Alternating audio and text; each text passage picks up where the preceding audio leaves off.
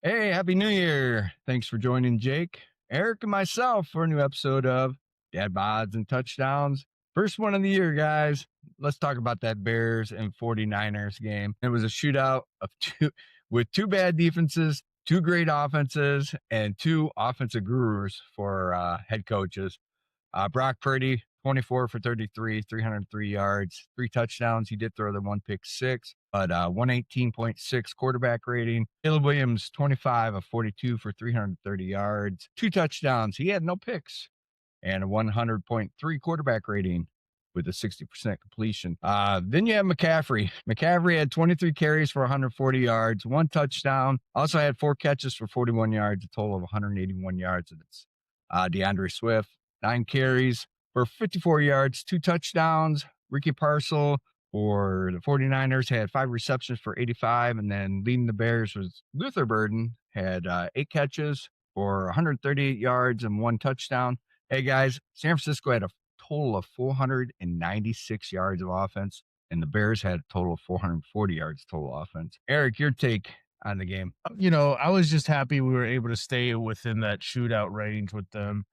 We were able to make them punt twice, which they haven't done in like 3 or 4 games.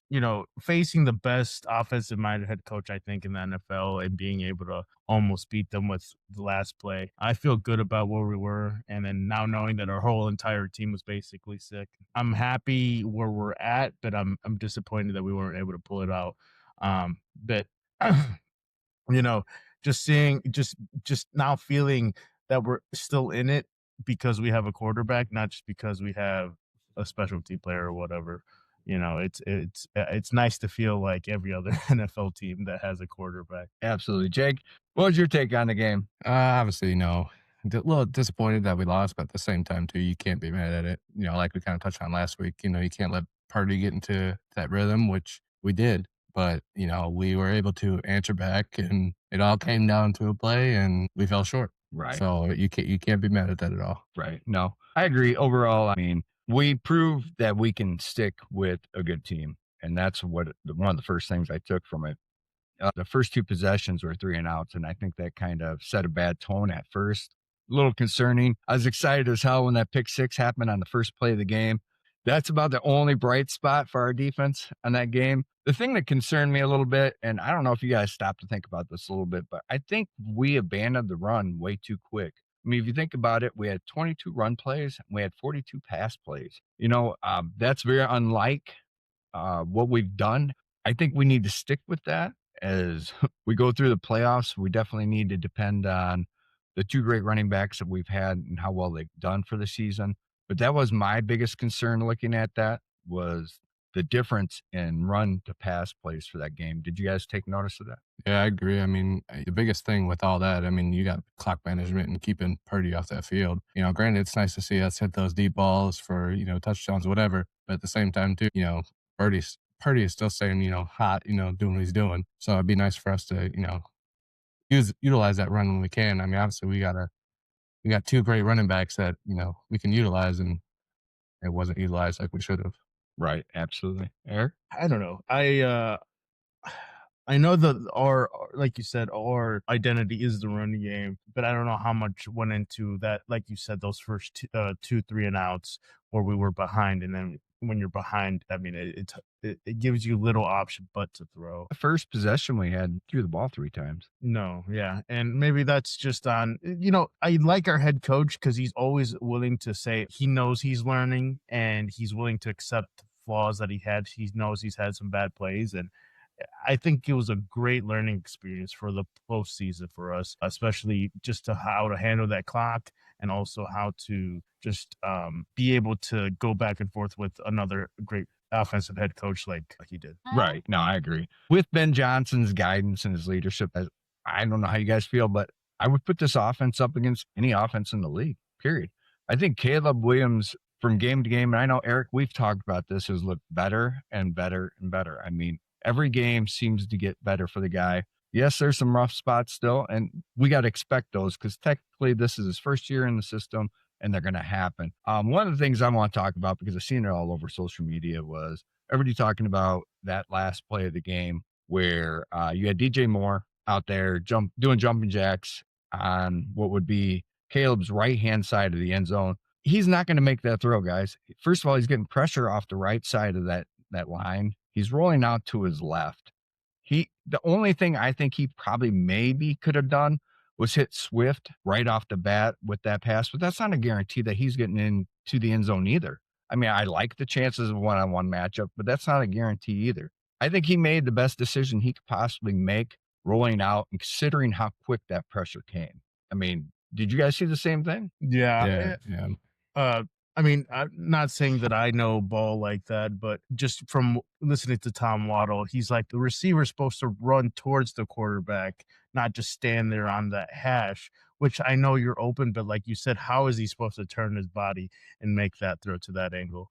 Supposed to play that, just try to get open drill. And then just to think about it, he was like not even 5 yards short of that pass. If it was just thrown a little harder, could get his feet set 2 seconds sooner. I mean, that's a touchdown, and it just Yeah. sucks that Theo had one of his not the best game this week, just because he missed a lot of blocks and he was letting a lot of people free. I know he's still rookie, so I'm not gonna bag on him because he's done great so far. But yeah, it was just hard to be so close. But I feel like our team comes back hungrier from those kinds of losses because they know they're so close. Yeah, I agree. Jake Purdy beat that defense with his feet pretty much and good decision making. Purdy knew when to take off with the ball and when to release the ball. I would like to see Caleb use his feet a little bit more. He does at times. It seems like he shuts it down at times too. That I know when I watch the game, I'm like, just take off, go, go. We're probably all screaming at the same time. I understand he wants to make magic happen, but maybe by him watching Purdy do the things he did with his feet, he takes something away and develop off of that. I mean, I thought it was great to see. Jake, I mean, would you agree? I mean, I have to agree with you on that one. I mean, there's nothing more, threatening than, quarterback running all over you, doing whatever he can to create his plays.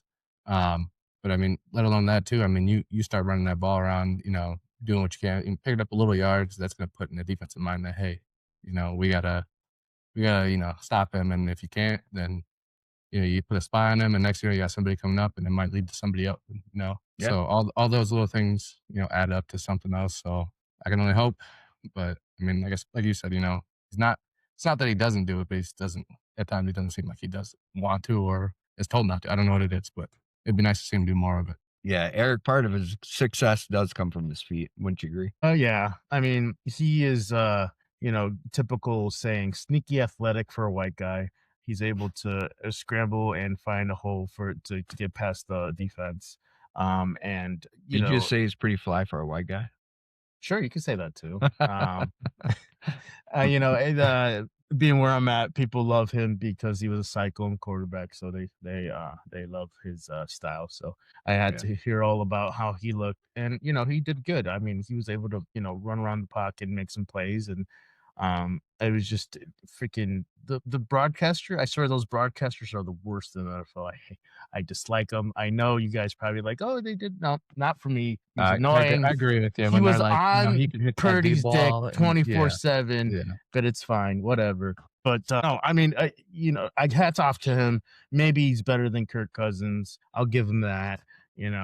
But I mean, Definitely more mobile than Kirk Cousins. yeah, exactly. I would love to see us play them the second round in the playoffs. That would be a great matchup. Yeah, and that was going to move to my next thing. I do believe that this game's played in Chicago, the Bears win this game. You got CMC, right? He had 27 touches, that ball. If you're playing in temperatures of 32 and below, how well do you take those shots? Are you going to hand the ball to him 27? I mean, they probably would. Your was body wouldn't hold gassed. up. He Yeah, was he was gassed. gassed, but imagine him taking those shots in the cold. No, yeah, that's- I mean, it's gonna on hurt. top of it, that's what I mean. Like, Yeah, That ground's gonna be harder than fuck. It's also, I gonna mean, hurt. statistically worse away team anyways. The Bears defense gives up like 30, close to 40 points away, and then home they're down to like the mid 20s. So it Right. shows that we are, like you said, a better home team. I mean, most teams are, you're at home. But it especially shows when we are on defense. I mean, this is why we'll talk about it. Our next game's so important to win. Right. Absolutely.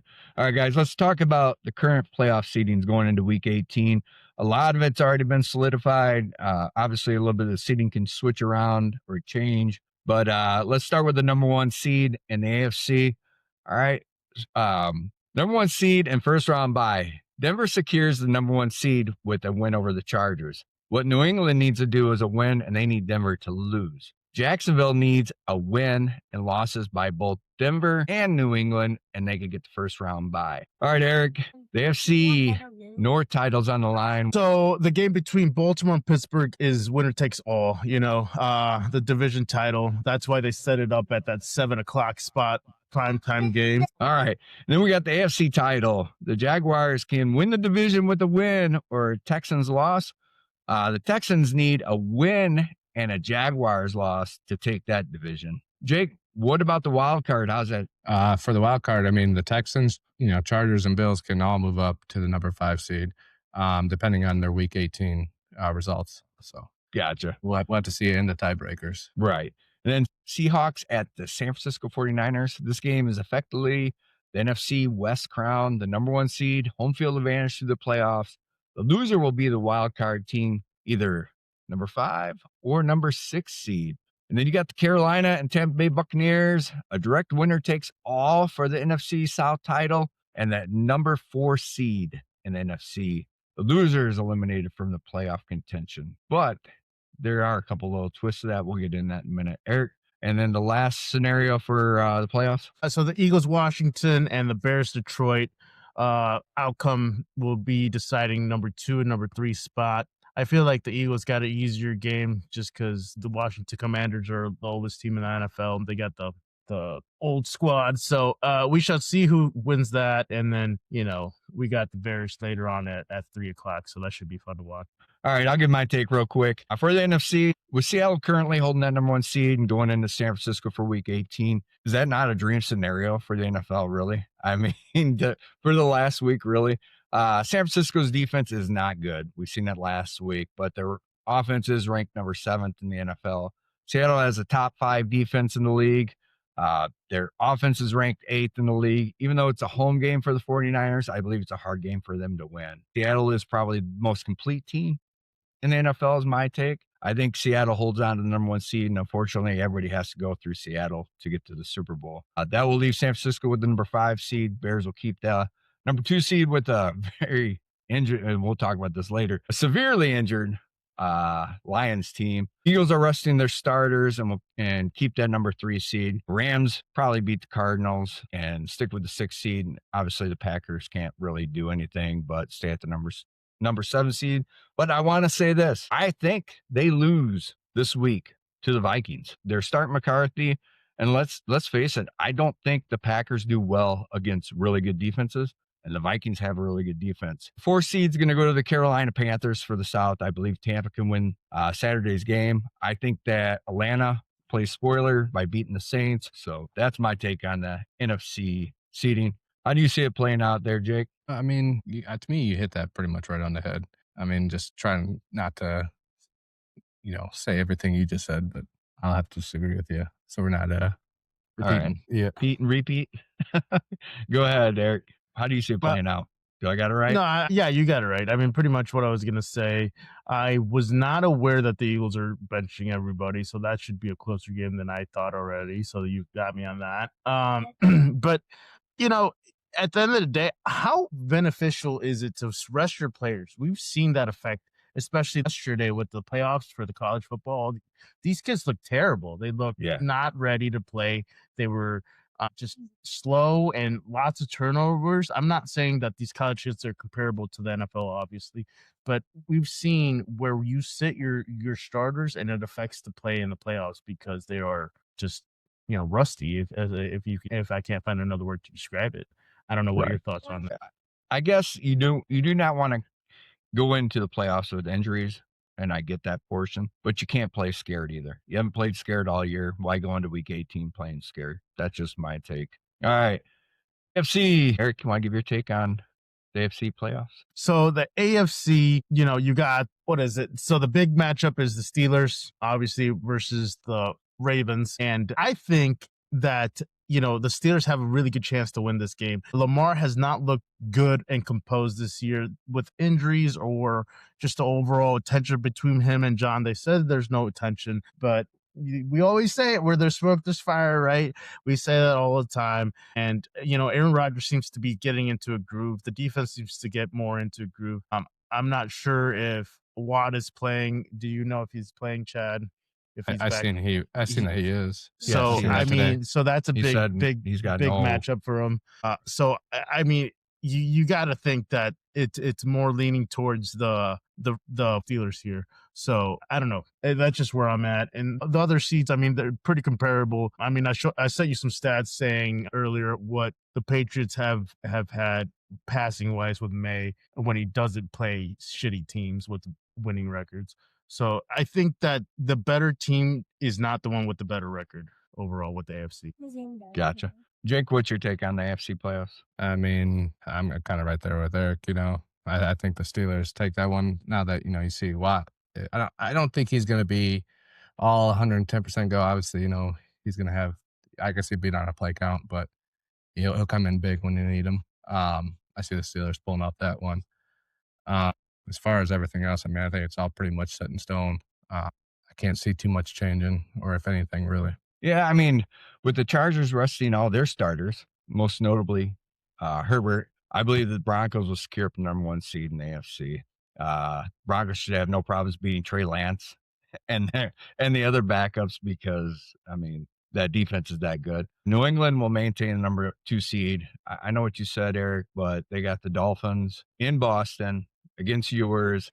Another winless team. Yeah, but hold on. Team. Stop for a minute. Sorry, Listen to this. Yours has been, all right. Yours has been a nice change, right? For the Dolphins, they've done fairly well since they put them in.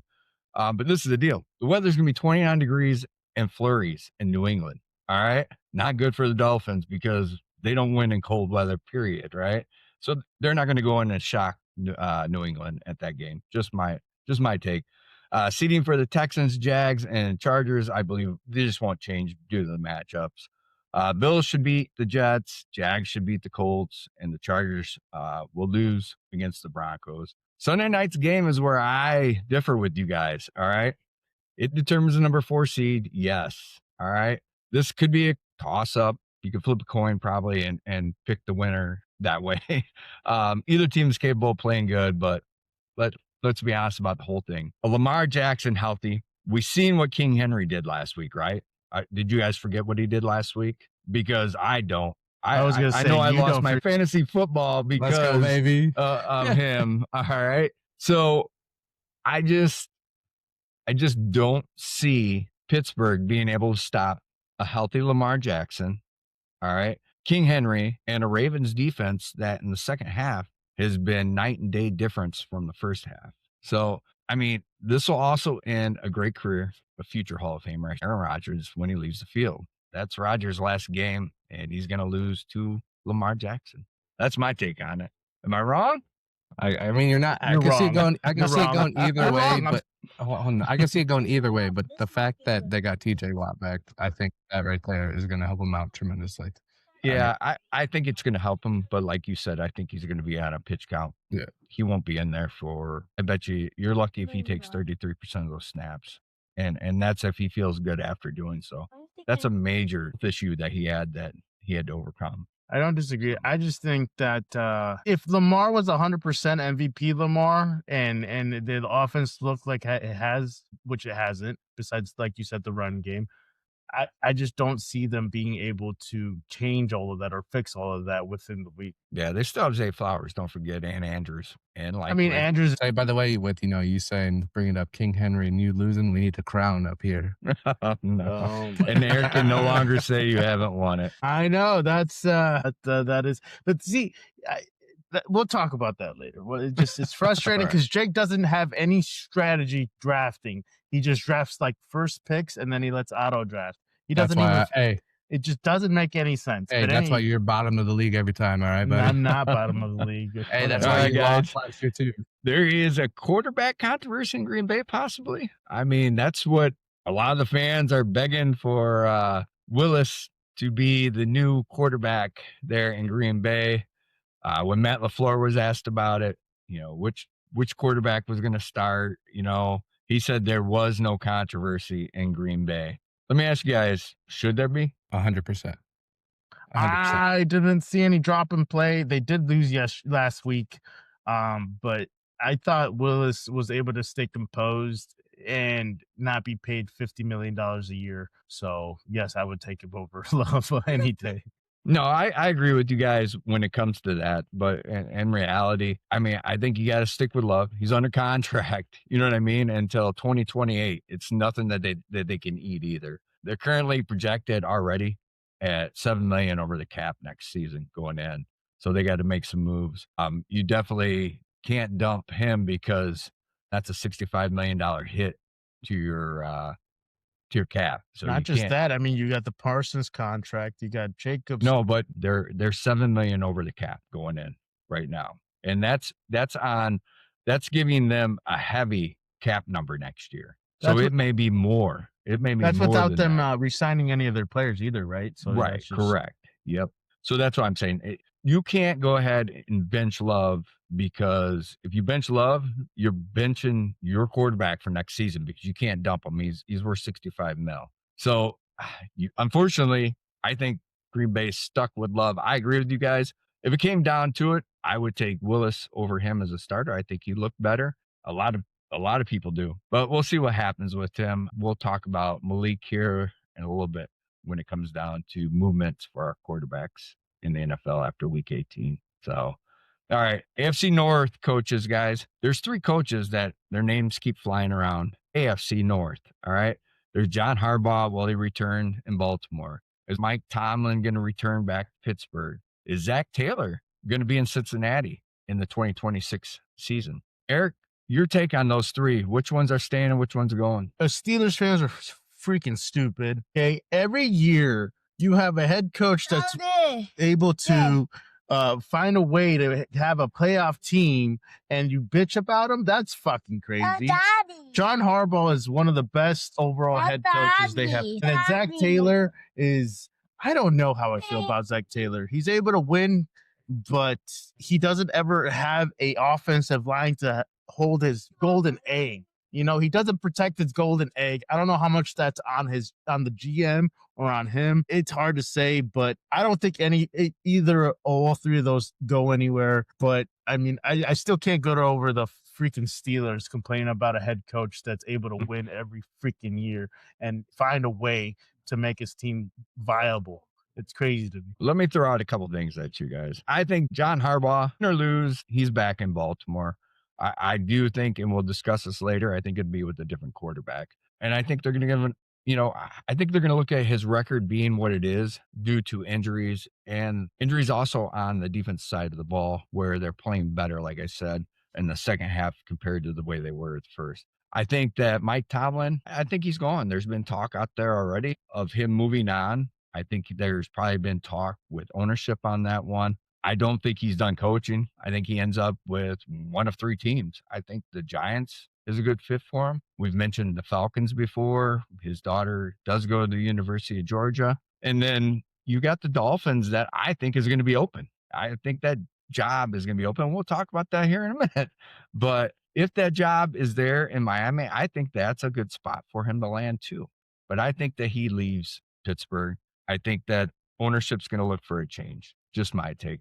And last but not least, Eric, you kind of hit on it. Zach Taylor, what do you do? I think he remains in Cincinnati at least for 1 more year. At first, I thought they'd get rid of him. And then I did some deep diving on it and took a look and tried to give my best opinion on it. And the Bengals have upward of $100 million of salary cap room next season. That's going to give Taylor a healthy Burrow, help on that offensive line with that money, both through the draft, through free agency, and then you're going to get help defense. That's a lot of money to have at their expense to re-help that line, to re-help that defense. I think it's almost like what the Bears had going into this season, where they had all that cap space and were able to put the pieces in place to make them successful. So I kind of looked at that with Zach Taylor. I mean, is that not feasible? I guess, yeah. I mean, we saw what the Bears did with the cap money we did. We were able to sign a few 3 really good offensive lineman. We're trading and sign.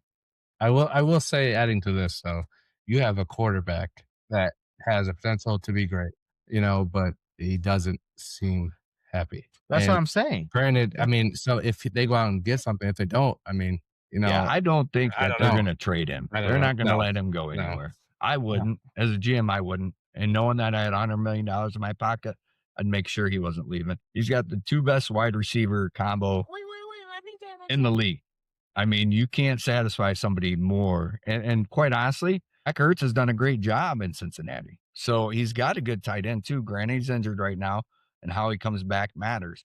But he has the weapons. He doesn't have the protection, is the way I see it. No, and they have to fix their defense just a little bit. I mean, with that kind of caliber offense, you just need a defense that can hold people to at least 21 points. I mean, it's crazy to me that you have a top 3 quarterback, could be number 1 quarterback right now, if you were able to just put a somewhat decent line around them, but they haven't even tried. I mean, they signed Orlando Brown, who he's mediocre, and Yeah.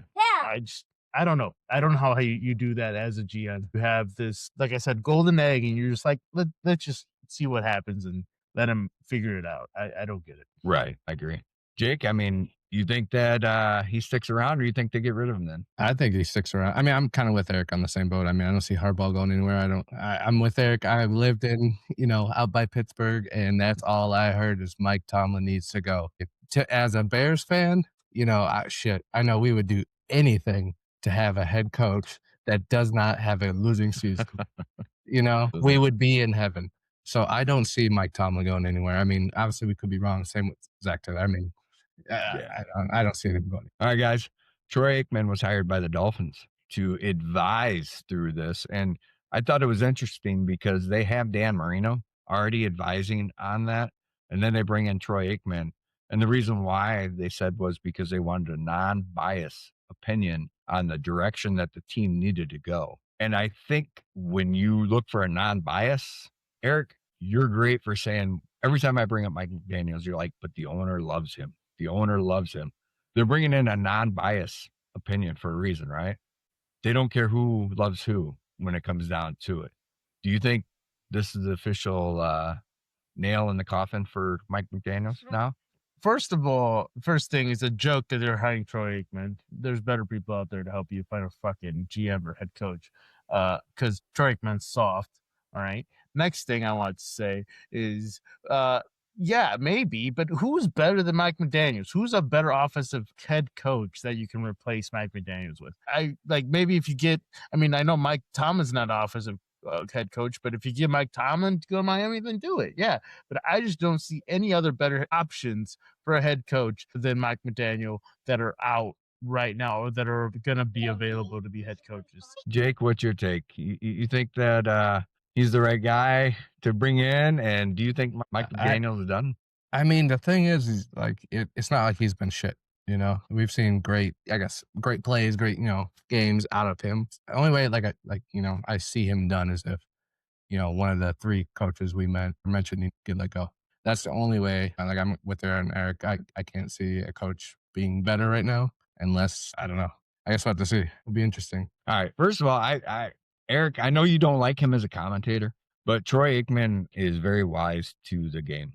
He's very wise to what people have to offer. He's very wise to the mistakes that coaches make and players make. Part of the reason why you don't care for him and a lot of people don't care for him is because he's very critical. And I think that's why a lot of people don't take to his commentary very well. I have to say, sometimes I get frustrated with it. We've talked about that, Eric, when the Bears played and he covered the game and he did nothing but smash what Caleb Williams was doing. Some of it very true. But I will say this, if I'm looking for somebody with a non-biased opinion and somebody who doesn't give a shit what anybody else thinks about his opinion and still going to give it, that's the guy I would want helping me find a GM. I think that Mike McDaniels is done. I think both you guys need to stop and look at Kubiak in Seattle, who is the offensive coordinator there, who is doing an outstanding job keeping Sam Darnold locked in and doing what he's supposed to do. Not better than Mike McDaniel. And putting, that's not true. How can you say that when he's literally Seattle is number 2 in the NFL in points scored? How can you say that? I can say that because you look what he made Tua look like. He made Tua relevant until he got multiple concussions. Another thing, you have Tyreek Hill that's out, your best receiver's out, He and burnt you can't keep a Tyreek team. Hill out before that happened. That's Though fine. I'm just telling you, there are Kubiak is doing Waddle's okay at underperforming. Seattle. Waddle's underperforming. Yes, because he doesn't have a quarterback to throw him the ball. Because You you don't have a coach overpaid. calling the You right plays. you overpaid Tua, and now No, they you're did. dealing They with did. You're it. right. Okay, so that's the issue. It was a GM, and Mike McDaniel was part of it, but he thought he could make Tua a good player, which he did have 3 good years with Tua. I'm sorry, I don't think there's a better head coach than out there right now. I do, absolutely. I would take Kubiak over him right now in Miami, only because I feel like I've mentioned in prior podcasts, I think he's lost the team. I really do. I think he's going to make a great OC somewhere. I think he'll do that. If they let him go, he'll be hired. We've talked about this before.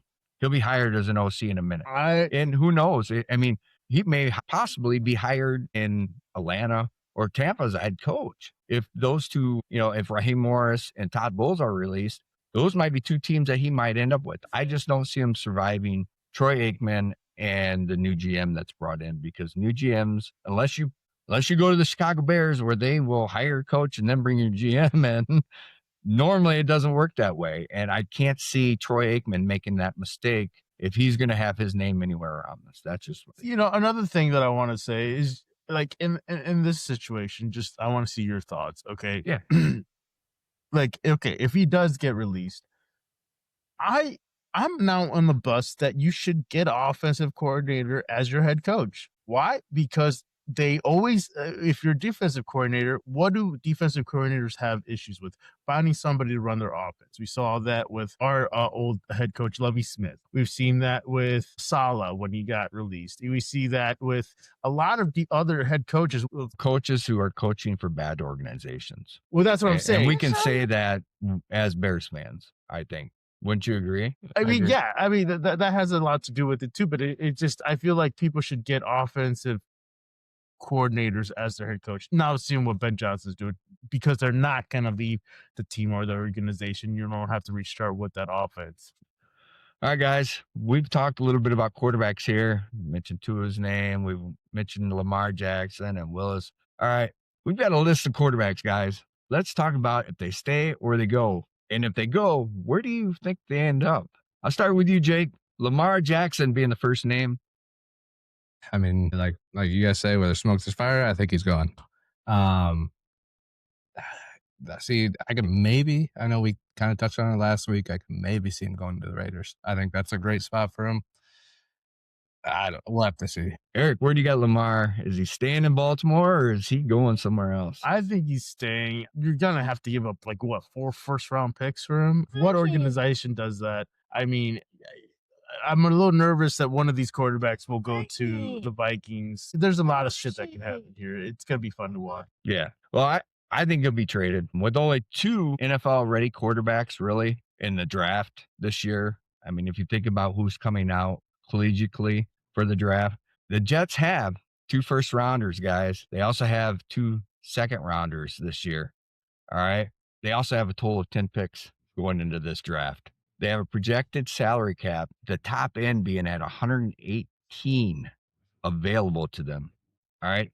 This could be a landing spot for Lamar. Not only will he have a great receiver, he'll have a great running back as long as they re-sign him. He's got a good offensive line that will be better, I think, and a defense that is missing Sauce Gardner, but I think they can rebuild that defense. I think he ends up in the Jets. I think it's a good landing spot for him, and I think Aaron Glenn would be more than happy to give away 2 first-round picks and a second-round pick or something for him, and I think they'd be beneficial for him. But that was just me reaching out and seeing what made sense the most. It's going to be hard to see anybody be able to give away that much capital for a 2-time MVP. He is a very valuable player, but I feel like his head is not in the game right now. You know what I mean? A lot of his Instagram posts is him going out to eat, doing other shit instead of focusing on football. And you just got to have him reset his mind and be wanting to win a Super Bowl. I think he's lost so many times in the playoffs that his psyche's not where it needs to be. Right. I can see that. All right, Eric, The next one on our list, Baker Mayfield. He's on contract through 2026. Do you see him staying in Tampa, or do you see it's time for him to go? He's a really good quarterback. He needs to stay if Tampa wants to win. I mean, he if it wasn't for all the injuries on the defense and overall team, I think they would be a playoff team. And they still got a chance, but I don't think they'll beat the Panthers. I think he stays it out too. I think that Tampa will look into the draft for a quarterback maybe this season, or they keep Todd Bowles, which I don't think is a winning scenario for them in Tampa, which might draw them a little bit closer to a better draft pick in 2027, where there are some really good quarterbacks coming out in that class. So I think that he stays it out. Win or lose, I don't think Tampa is really looking towards the 2026 season as much as they are the draft of 2027. Jake, what do you got Baker doing? I'm right there with you guys. I think he stays. I think with a healthy team, I think this is a whole different team. You can't count him out yet. All right, Tua. We just talked about a GM change, possible coaching change, Troy Aikman in the house. I think he stays. A $99 million cap hit is too much. I mean, the Dolphins are projected to be almost $11 million over the cap next season. So they're going to have to make some moves the way it is. Maybe draft a quarterback in the late rounds. I don't think Ewer is their answer. I could be wrong, but I just don't see them getting rid of Tua because of the cap hit. Jake, what do you see? You know, I mean, with the big cap hit, I don't know, but I can see him finding a way to get him out of there. I don't think that's their guy. I don't know. That's a tough one because, I mean, let's be honest. The guy's one concussion away from being out of the NFL. So you're $11 million already over going into 2026, and he's a $99 million hit on your cap if you get rid of him or trade him. How do you get rid of him? I mean, maybe you find someone dumb enough to suck up some of that. I don't know, but I thought about that too. But you know what? Every team that I looked at that was like that has salary cap issues. Yeah. So that's a tough one. I don't know. What do you got Tua doing next year? Is he staying in Miami? I was going to concur with you guys. There's just not much to do with that kind of contract. They put themselves in a hole, and they're going to need to figure it out. The fourth quarterback on our list is Daniel Jones. Jake, what do you see Daniel Jones doing next season? He is a free agent. I see him staying. I mean, after everything he done this year, I mean, there's no doubt in my mind he stays with Indy. I mean, unless for some reason he tries to get something done with him and they're not throwing something at him. I mean, I guess it's all because for what they have. I mean, he's way better than why am I blanking his name right now? Riley. But I just with him going out really hurt them. I can't see them not, resigning him. Gotcha. Eric, what do you got going on with Daniel Jones? What do you think happens with him next year? The smart play is to resign him, but I don't know how much they want to spend as far as for cap space. I don't know where they're at. I mean, they have a good offensive line, good running back. They need to add some receiver depth, but I think they would have a better chance. He has a better chance to win games there than other places that we could like. Gotcha. You guys, he's going to be 29 years old going into the start of next season. I think he may sign with the Colts. I would agree with you. I'm looking just to stretch things out a little bit and try to go away from there a little bit. One of the teams that kept coming to me when I was looking up this is going back to Minnesota with the Vikings. Minnesota Vikings have $41 million in cap space going into next season. Obviously, they have major problems with J.J. McCarthy staying healthy. Daniel Jones would be a great guy to bring in for two reasons. One, you would have him there as a backup to McCarthy. I don't know if he'd want to play that spot, but at 29, and if you get a decent contract, why wouldn't you? In the same return, he could help JJ out a little bit more. I just think it's a win-win if Minnesota were to look his way and having that cap space available. Like I said, that's just a stretch. I was looking at the best case scenario for what Daniel Jones could walk into, and going back to Minnesota, that'd be tough for us as Bears fans. I think that in Kevin O'Connell's system, that would be very dangerous for all the other three teams that are in that division. So, all right, Dak Prescott, Mr. Eric, is he staying in Dallas? Because there's been a lot of shit flying around about him. I mean, I don't know how they can get better unless they trade the Ravens for Lamar, do a swap with some picks. I don't know. He was almost MVP this year. I don't know how he can get any better. Yeah, and this is the thing. I think that he restructures his contract. I think he does that because they are going to have some problems with salary cap. He's contracted through 2028. If they were to trade him or do something, I mean, you're looking at a $97 million hit on the cap space next season. So I don't think he leaves. I think they talk him into restructuring his contract, though, to allow them to bring back George Pickens and other pieces that they may need to help that offense out. Jake, what do you see? So I'm right there with you. I don't see him going anywhere. I mean, they have a lot going on. They just need a little bit of work. So, for what he's done, he ain't going anywhere. Gotcha. All right, and the last one on our list, guys. This is the one that gets me right here. Kyler Murray. And the reason why it gets me is because all the contract talk when he signed his contract. I think he'll stay in Arizona. I don't think anybody wants him. And he costs too much to cut. I mean, if you cut him, he's a $57 million hit on your cap space next year. So you got to keep him. I think if you release him after next season, which is much more affordable at a $7.2 million cap, I think that's what Arizona does. I think they keep him through the season. They get rid of him next season where it only hits them for 7.2 mil. I think that you could bring in a Malik Willis there. I think with the cap space that they have, they can do that. You bring in a Daniel Jones possibly, or you just stick with Kobe Brissett, who didn't have a real bad season with them as far as a starting quarterback. I thought he was better than Kyler Murray, quite honestly. And they did too, because that's why they put him on IR. But I think he stays just for that season. And then after the 2026 season, I think he's gone. I kind of bring this back to the Miami thing. If you can find someone dumb enough to, suck some of that salary, cap off it. I mean, but other than that, I can't see him going anywhere, but I don't see him starting next year either. There's no way. Right.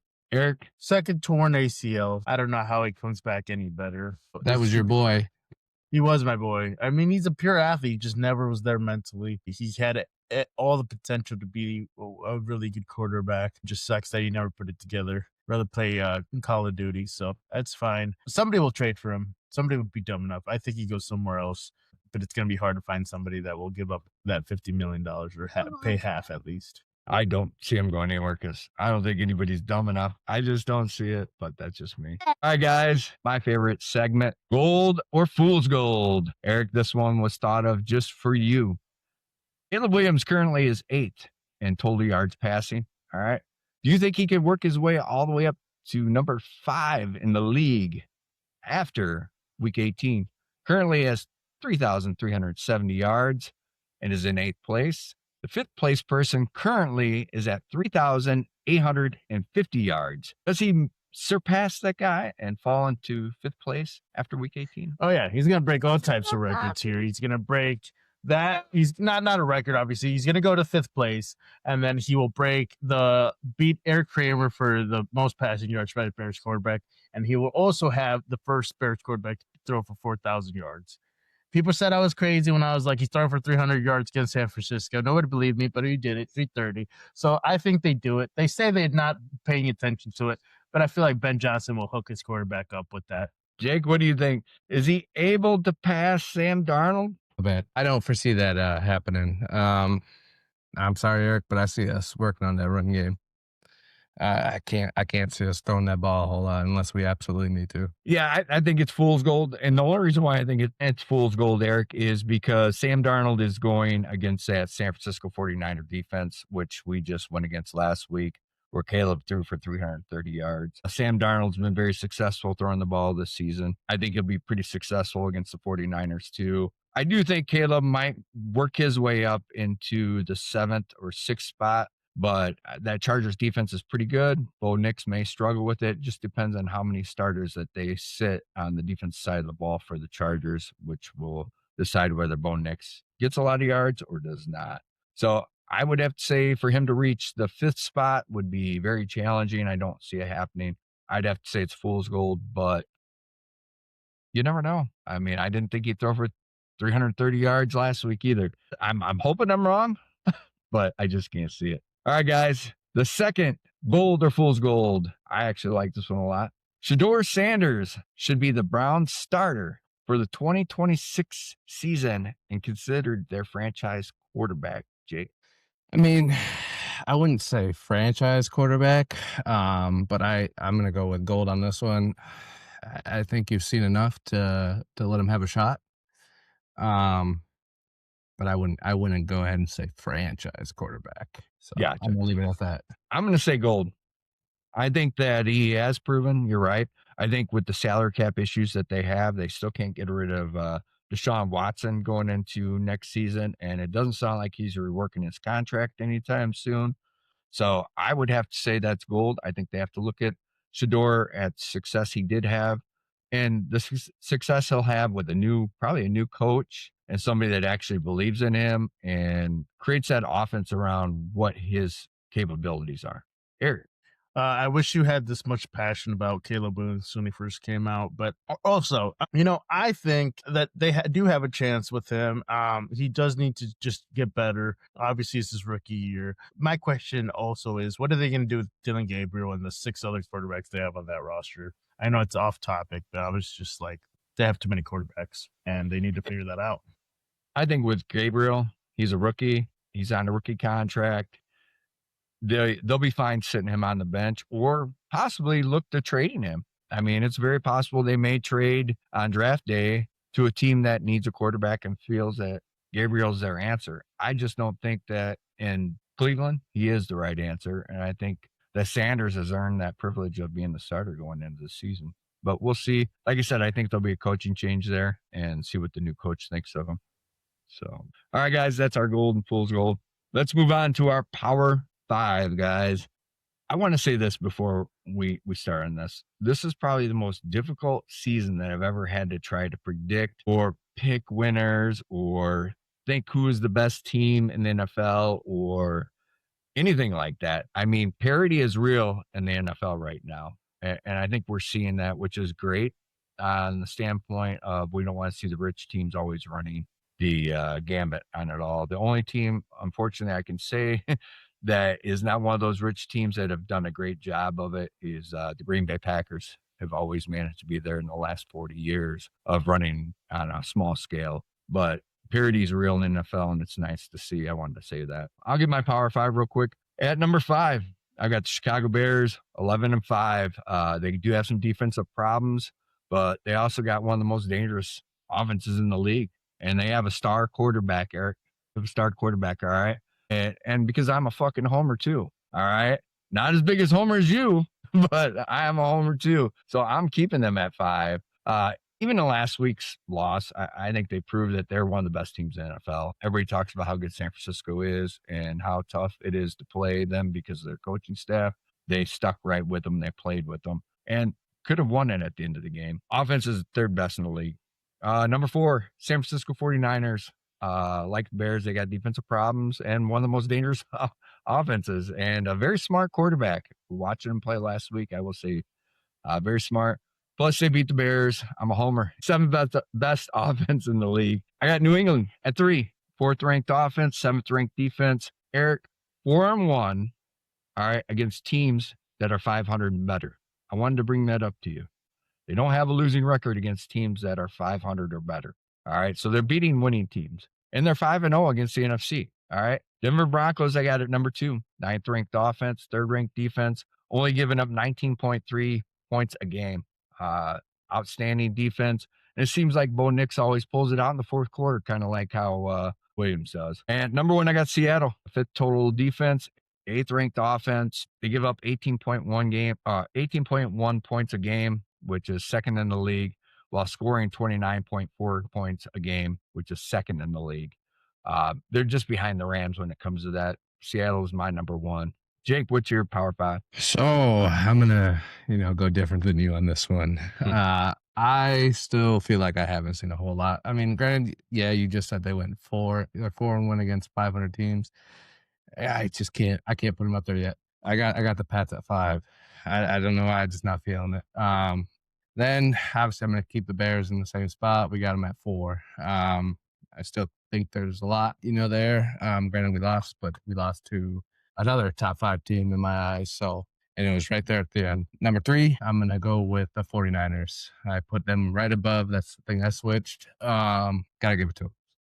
And then obviously I'm with you. Broncos, number 2, Seahawks 1. All right. Eric, what's your Power 5 this week? I'll go with Jake. I'll put the Pats at 5. I'll give them their cookies. They're a good team when they can pay shitty teams. I know you said they're 4-1 against good teams, but it don't matter. Next, I got the Bears. I'm not copying Jake, I swear. They are number 3 running offense, and just I feel like as long as we win next week, we have games at home. We'll be able to win more close game. And then I got the Broncos at 3. They are still, one of the top teams with their defense, like you said. Shador said all the stats. I got the Jags at 2. They're a better team. I will give Trevor Lawrence his cookies. He deserves it. The team looks good. Defense looks good. Plays in a weak division. I mean, do the same thing with New England. Anyways, them, and then number 1 is the Seattle Seahawks. You said it earlier. They're the most balanced team, I think, in the NFL. They are going to be the hardest team to beat this year. Last time I checked, New England played in the same division as the Buffalo Bills, right? Okay. All they have is Josh Allen. So, no, I'm Last just time I saying, checked- too. Last time I checked, They're overrated. And I'm sick they of also have Kincaid, which is I'm an sick of it. outstanding tight end. He's also injured and they have for Cook, more than which half is of the an year. outstanding running back. He's all right. So, He's all right. He fumbles too much. Game of the week, Jake. What's your game of the week? I'm gonna go just because I'm kind of curious. I mean, I feel like this is gonna be a good one. It's gonna come down to the end. I'm gonna say the Panthers and the Bucks. I mean, that's gonna be a hell of a game. I don't see Baker going out without a bang, So, and I feel like this is for him right now. I kind of feel like this if he stays or goes. I don't know, but I feel like he should stay. So, right, that's gonna be the deciding factor. If they lose that, I think Todd Bowles is gone. Eric, what's your game of the week? Yeah, at all San Francisco gets to see who's the number 1 seed. It's 2 good offenses, but I don't think I think Seattle has a way better defense than the Bears, obviously. So it's gonna give Brock Purdy a harder time. So it should be fun to watch that game. Right.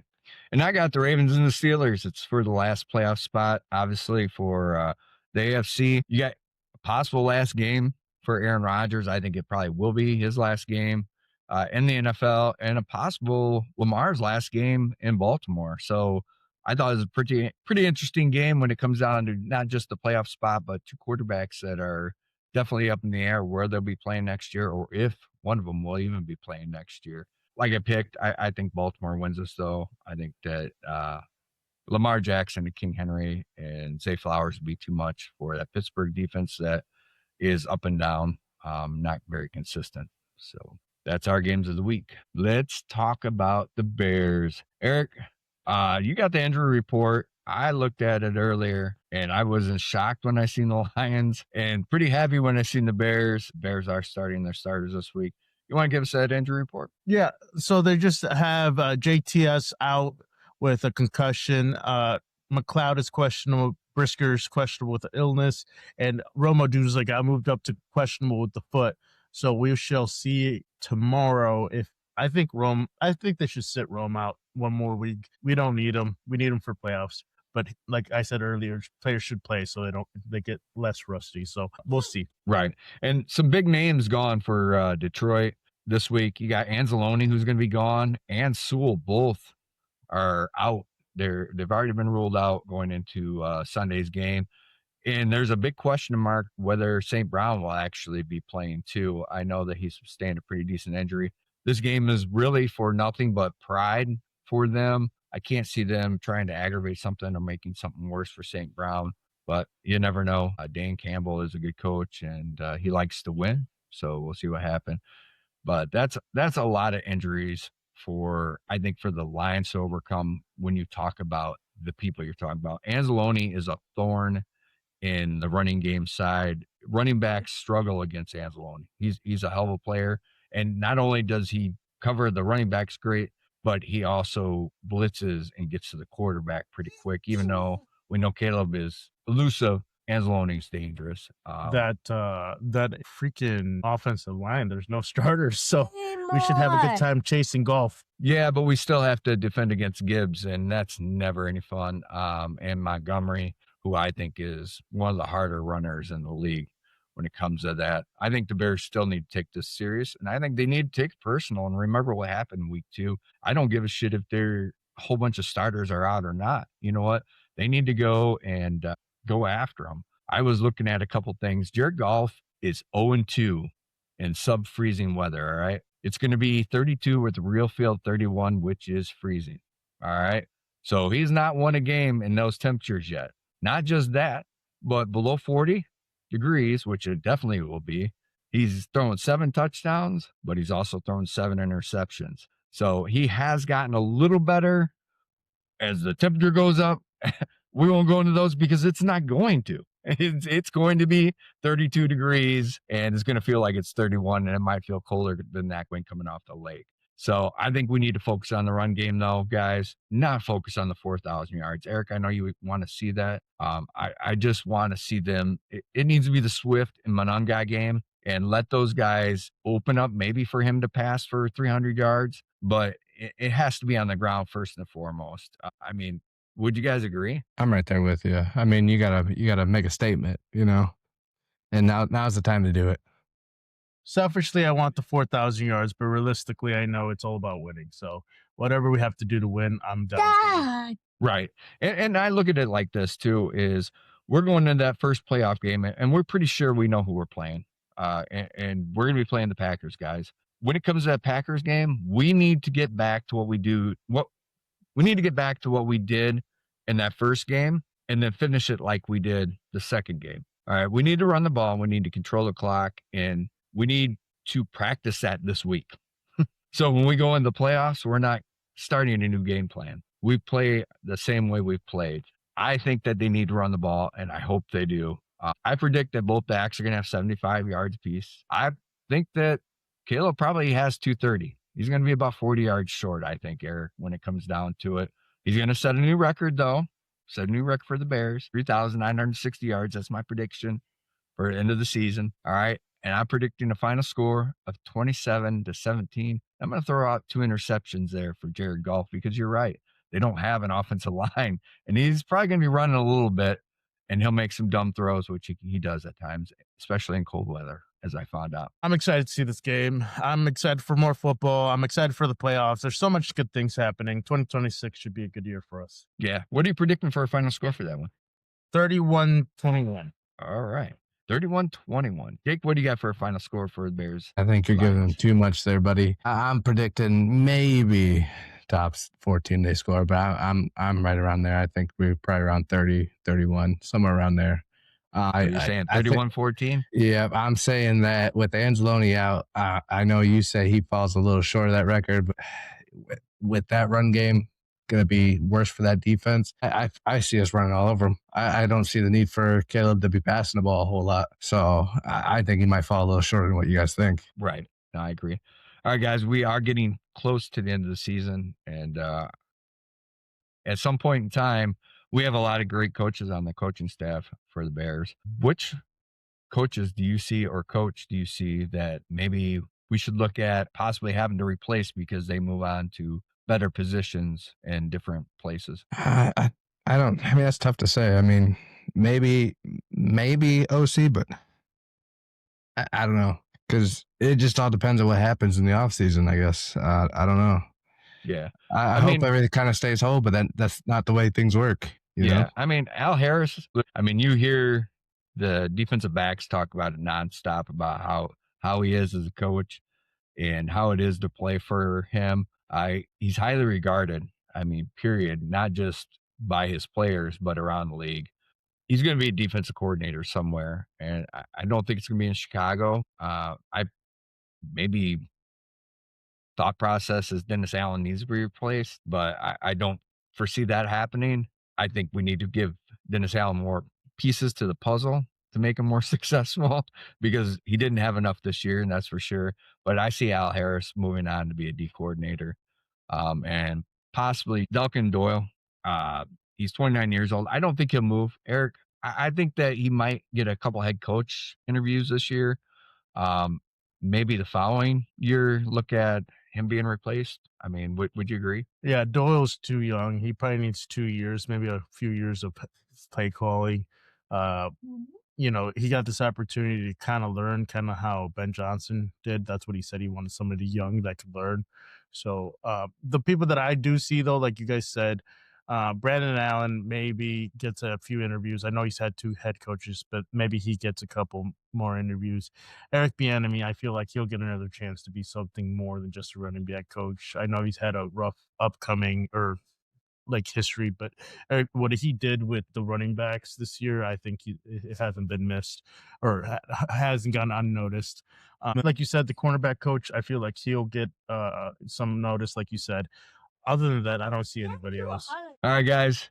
One of the things I want to bring up, probably the last thing we bring up here tonight, looking at March 10th of 2023, can you think of anything better in the last 20 years than what Ryan Poles got out of trading our 2023 first pick? Nothing that comes to mind. I mean, you look at the outcome that we have out of it. I mean, to me, nothing really beats that. I mean, that's just obviously a homer standpoint too, but trying to be non-biased, I don't foresee anything that beats that. Yeah, because out of the picks that we did get, this is what we got. First of all, we got DJ Moore.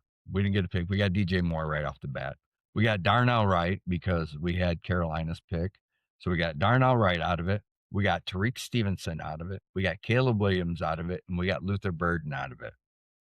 I don't think you get better, do you, Eric? No, I mean, shout out to Lovie Smith for getting that first overall pick because he's getting fired. And, I mean, he did the right thing. I mean, he wanted to give Justin Fields another chance, and he was like, we'll wait for the next year. And he set up not just us, but the Panthers and Texans with their quarterbacks. So, I mean, it was a good trade for everybody, I feel like. Well, I mean, let me ask you this, and just because you mentioned it, would you say Ryan Poles' trade was better than what the GM of the Texans made when it came to the trade of Deshaun Watson? And the Texans got 3 first-round picks, a third-round pick, and 2 fourth-round picks. And they got pretty much washed away of Deshaun Watson and that contract they had with them. Who got the better deal? I think we did, but it's hard to say if we don't get Ben Johnson, honestly, because we have to have somebody put it all together. Yeah. I mean, if you think about it, this is what the Texans got out of it. They got Will Anderson Jr., they got Tank Dell, Damian Pierce, Christian Harris, Kamari Lassiter, and Kate Stover. I mean, I looked at those two and I tried to figure out who really got the best deal out of it. What kept drawing me a little bit to the Texans a little bit is because they got to wash their hands of Deshaun Watson and that whole debacle of what happened. If it wasn't for Deshaun Watson being the character he was, I would have to say Ryan Poles won that trade more than the Texans did. But being that they got rid of Deshaun Watson, I think the Texans might have got that one, but that's the only one I can really think of. The one that came in third to me is KC trading a first and a third round to jump up to get Mahomes in 2017, which obviously highly paid off for them and winning Super Bowls. Oh, yeah. I mean, you got the best quarterback right before injury in the NFL. So that's a good trade any day. Yeah, absolutely. All right, guys, a new year for us and a new podcast. We're headed into the playoffs. The next podcast we do, we'll be able to do our playoff predictions. It's getting exciting because we got the Bears in the playoffs. And Eric, we don't have a bust at quarterback. It's not jumping on a train when you have been around for 52 years and you've seen so many quarterbacks that are supposed to be the guy and supposed to be the man and the most ready, and he's going to change the franchise around. And seeing what Ryan Poles did at first with our franchise was very scary. So, Eric, I didn't jump on a bandwagon, baby. I just had to believe. I had to believe. All right. And with saying that, I'm now a believer. All right. Let's get that right. It's not jumping on a bandwagon. It's called 52 years of pain and trying to believe. All right. I believe in Caleb Williams, and I believe the Chicago Bears are going to have a bust. And I'm excited not just for our playoffs this year, but I'm excited to see what 2026 brings to the Chicago Bears. Jake, what do you have in closing for us? It's good to be back for, the second week. We're in a new year. I appreciate you guys, involving me. It's nice to have the old squad back, but I appreciate it. And The original Eric, 3. yeah, Eric, don't forget you still suck, buddy. You still need to learn your football because clearly you can't win in fantasy or making picks. So it's okay. We'll get it right one day. I feel like it hurts to know football. I was trying to get you guys on the Caleb Williams bandwagon. Took a little bit, but I'm happy that everybody's getting on. I know you're all Bears fans like I am. I was talking more about the other people that are coming from the outside. Now all I see is these people, but that's beside the point. It's fine. I appreciate everybody. Hopefully we can grow. We can achieve more. Everybody hopefully had a good New Year, was safe. And I mean, what's more exciting than having your favorite team make it to the playoffs and hopefully beat the Packers in the playoffs? Man, I couldn't write it any better, and I'm just so excited for this. I mean, I'm so happy we get to live it together, guys. I really am. Absolutely. You said it perfectly. And I wish everybody out there a happy new year. Hopefully 2026 is your year. And we want you to stay safe. I said what I had to say it because I had to make sure everybody knew that I'm not a bandwagon jumper. I have been a Bears fan, and that's why Jake's a Bears fan, I'm sure, and that's why my other son's a Bear fan. Actually, my other two, one's a Jacksonville fan and a Bears fan. He lives out in Jacksonville, so I can't shame him for that. That's for sure. But we thank you, everybody, for listening. Hey, do us a favor. Drop us a follow on Instagram and TikTok. Also, if you could, like and subscribe to this video. We appreciate you for listening. Be kind to each other. We're out. Peace.